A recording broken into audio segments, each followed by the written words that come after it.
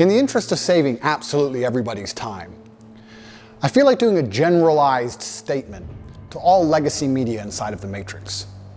And I'm doing it to save their time and mine, as well as protect the minds of the masculine youth for the future. I want to make it very clear that the legacy media, which I enjoyed the company of today, have made a massive mistake and missed a chance to do some genuinely interesting journalism. After being unfairly incarcerated in a Romanian dungeon, I thought that even the BBC, in its absolute arrogance and hubris, would be smart enough to come to me after 6 months, being the first interview I gave to the Matrix, and be smart enough to ask questions people were genuinely interested in. What's it like inside of a Romanian prison cell? How were you treated? Why was a person's liberty deprived of them for 6 months without charge? How is your mental state post your unfair incarceration? Things people are genuinely interested in hearing. But instead, they came with the same old talking points. And I'd like to address all of these talking points to the Matrix media now to prevent this happening again, because it's a monumental waste of everybody's time. I say things on the internet. I've been making content on the internet for a very long time. Finding a clip from 2016, 8 years ago, finding a 4-hour-long podcast from 2016, ignoring all context, ignoring everything positive I say about men and women and the world, and taking a single sentence and trying to pretend that's my entire worldview is not the bombshell you think it is. Nobody cares. Everybody understands what satire is. Everybody understands what a joke is. Everybody understands it's the internet. Everybody understands all of these things. Plus, the people who know the truth of my message are very capable of understanding what is satirical and what is true. People are not as stupid as you'd like them to be. Sitting down with me and missing the chance to have a genuinely interesting interview with genuinely interesting questions that people are interested in hearing the answers to, and instead attempting this attack to get this bombshell aha moment is never going to work. Because one, I'm too smart for all of you. And two, nobody cares. Nobody cares I made a joke 8 years ago, because everybody knows I was joking. And everybody knows the truth of my message. So you're wasting absolutely everybody's time. Worse than wasting everybody's time, what you're genuinely doing is damaging the minds of young men. And I think I have a responsibility as one of the most influential men on the planet to protect the minds of young men and all of the men who look up to me. Nobody, no young man below the age of 30 has any interest in what the BBC or the legacy media say. They don't care and they don't watch it, unless I appear on there. So when I sit across from a reporter who says that having a nice car makes you a misogynist, it's disingenuous. And also financial success correct. With a Bugatti and a cigar, but it comes with a side order of misogyny. How does having a Bugatti and a cigar come with misogyny?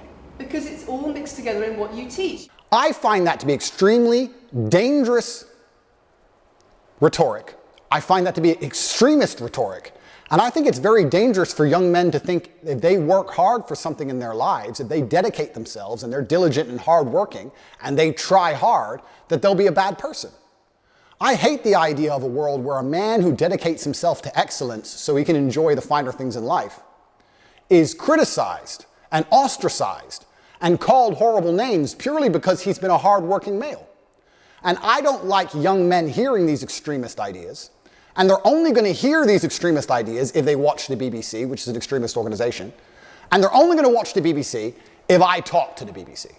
So I feel like now that these people have proved themselves to be extremist and very damaging to the minds of young men, I have an obligation to not interact with them very much, because I don't want them spreading their extremist propaganda. We have a men's mental health crisis. Young men are disenfranchised. The suicide rate amongst men is much higher than women, and everybody pretends to care. But when I come along and say, I am a man, I've been a man, I know how it feels to be a sad man and a happy man, and I found happiness through masculine achievement and strength, through working hard in the gym, through dedicating myself, through building a life worth living, through taking care of the people who I love, both male and female, through becoming financially successful, through sticking up for myself, through having opinions, through being a man of honor and courage, when I do these things, I'm ostracized and they're attempting to destroy my life. This goes beyond a few media interviews. They are attempting to put me in jail and destroy my life because I am helping young men. They don't care about men's mental health. They have no interest at all. In fact, the ideas they purport, like I've just explained, are genuinely damaging to the mindset of young men. On top of this, they waste everybody's time because their aha moment never works. Nobody's interested in it, and I destroy them with ease. But my hourly rate is high. It's not very fun for me to do. I just do it. It has to be done, but I don't particularly enjoy it. I allowed you into my home. I'm doing you a favor, giving you the first interview I'm giving to the public. You don't come here with a position of authority. You're not the police. I don't respect the BBC. I don't know you. You do not come here with a position of authority over me. We are equals. We are people. We're citizens of the world, and we sit here as equals. And I see you as my equal, and if you ask me questions, I can ask you questions back. For you to come here and sit down and pretend you're the Gestapo and that you don't have to answer my questions is disingenuous because I don't owe you anything. Asking questions and you answer. But I don't owe, no. However you want. This is a conversation. And I don't owe you any degree of authority over me. So let's make that clear. And that doesn't matter if you're a man or a woman or from the BBC or the CNN. I'm here to answer your questions and be honest with you and do you a favor. Great. And I'm doing you a favor. But you come here with loaded questions. You're trying to paint a narrative of me which is negative. I'm asking you about things you've said that people are concerned about. And that's fine. But you're not going to sit here and say you don't answer my questions because you're not above me. So, in the interest of spreading good and positivity in the world, which is my number one objective, I am making this clear to all legacy media outlets. I will no longer interact with you for free. Nobody cares that you lie about me and nobody cares what you say. You have destroyed all of your credibility in the last 4 years of constantly lying about everything. And continuing to lie about me will only destroy your credibility further. I have an organization called Tate Pledge, which you can see. Go to CobraTate.com and click at Tate Pledge, and you will see that I dedicate $25 million a year to feeding children, both male and female, in war-torn countries. I would like to think that even the legacy media can agree that feeding children in Sudan, or Turkish children after an earthquake, or Syrian children in refugee camps is a pretty positive thing to do for the world. In my last BBC interview, she tried to spin it and say that what I'm doing is somehow negative because I'm only doing it for myself. But this is the level of delusion these people operate under.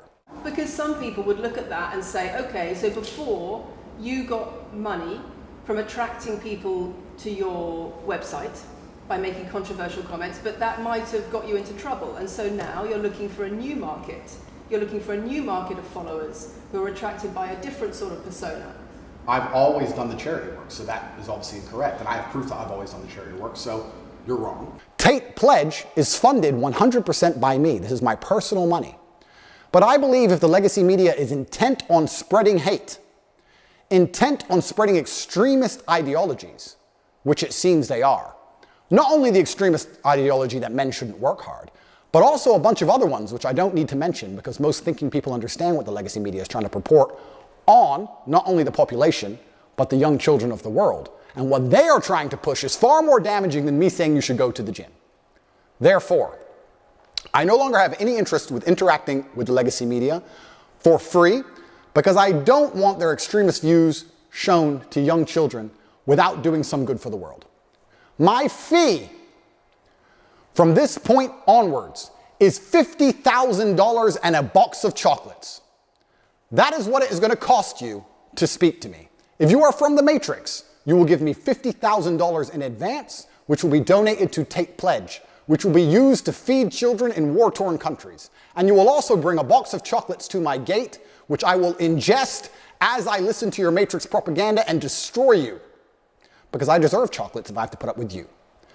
I'm an extremely successful man, and my time is valuable. And you're wasting mine, yours, and everybody else's. So if you're going to come along with your extremist ideas, I would at least sleep better at night if you were feeding some poor innocent children somewhere in the world. But you have no interest in doing any good for the earth. You're only interested in spreading hate, unlike me who wants to do good things. So, post my BBC interview, I've been contacted by the New York Times, CNN, the Clinton News Network, all of them. And they're all desperate to interview me because they understand the number of views it will get.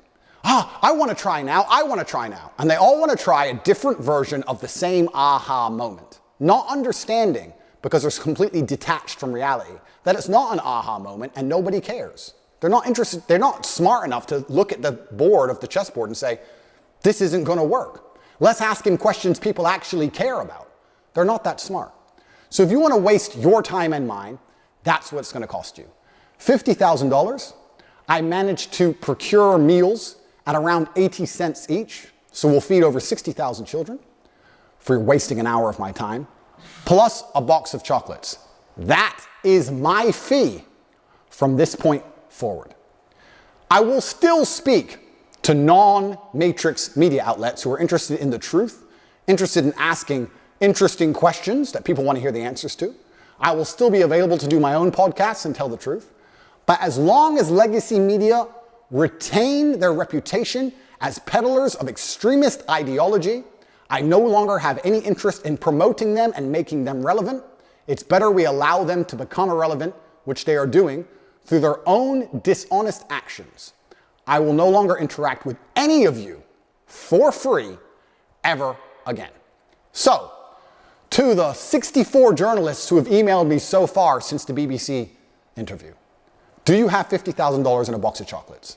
Because I'm not interested in speaking to you for any other reason. I actually think I'm being quite kind only charging 50 grand. I should charge 200 grand, but I'm a nice man. And $50,000 will still feed a lot of children. I promise any legacy media outlet that pays me the fee can have an interview. And I also promise to provide full accounting and receipts to prove that that money goes directly to charity, to feeding children in war-torn countries. But I will no longer allow the matrix propaganda machine to infect the minds of innocent children by using my relevance to achieve interviews and get views they would never normally get to spread hateful propaganda. If you can't afford me, you're going to have to go back to just lying about me without speaking to me. Because God knows the truth, I know the truth, most of the world knows the truth, and I genuinely believe that Allah is the best of planners, and whatever happens to me, regardless of whether I am martyred, regardless of whether they put a bullet in my brain, I know what I have done is good for the world, and the things I will do will continue to be good for the world.